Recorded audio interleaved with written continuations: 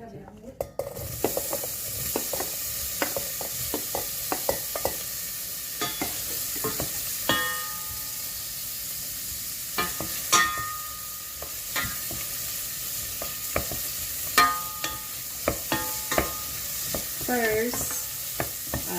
saute our red onion.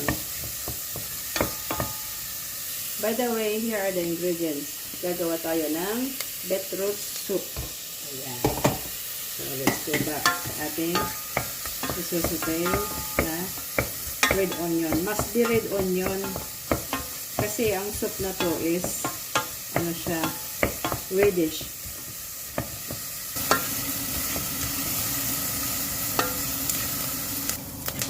And then, the garlic.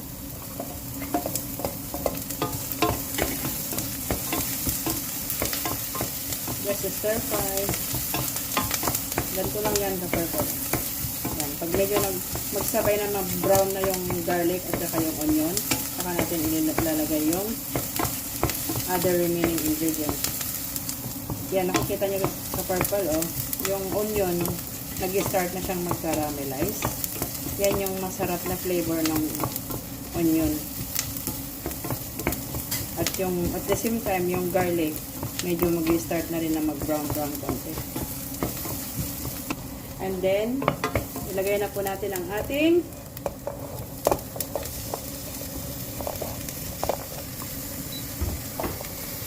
beetroot. Then, halu-haluin. Mekos-mekos. Ang technique nito, ka-purple, para siyang, i-ano mo lang din siya, parang ma-fry lang ng konti para mas mabango. Hindi mo siya kailangan lagyan ng water kaagad. At the same time, lagay na rin ang ating konting carrots.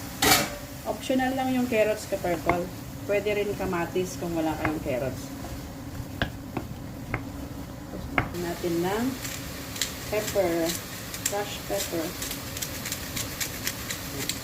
Pampabango po ito. And then, asin.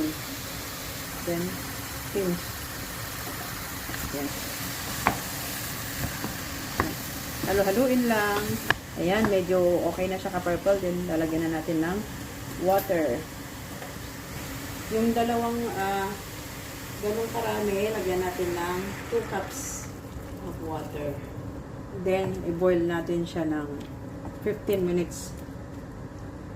Yeah, okay. Ayan, ka-purple. So, pwede na natin siyang bring to boil, ika nga.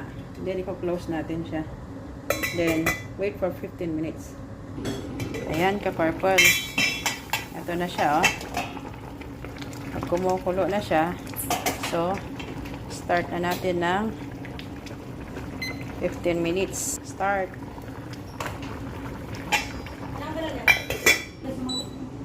After 15 minutes, ito na siya.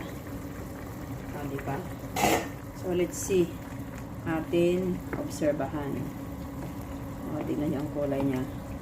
So, mag-add tayo another 1 cup for another 15 minutes. Ayan, mag-add tayo ng vegetable broth, ka-purple. Ayan. So, boil ulit natin siya ng another 15 minutes. See you later.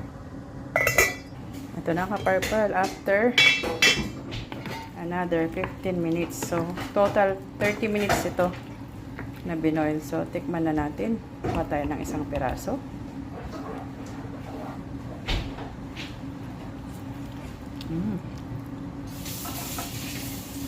Pwede na. It's ready to blend na, ka-purple. Ayan. Kunin muna natin lahat ng ingredients except the liquid. Ayan, sasabawan natin para mag-blend siya. Okay? Oops. Yan, kontrolado. Yan. So, i-on na natin. Okay, so i-blend na natin, ka-purple. Ayan, na-start na siya. And then,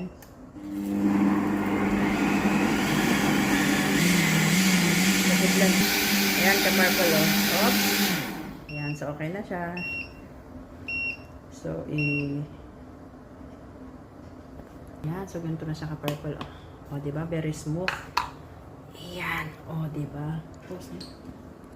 Yan, purple. Ibalik na natin, o. O, diba? Yan ang ating beetroot soup. Madali na. Tapos, yung kanina, hindi ko nilagay lahat yung water, yung boiled na soup noon. So, nilagay ko dito para makuha natin yung remaining. Kasi nga masyado siyang creamy.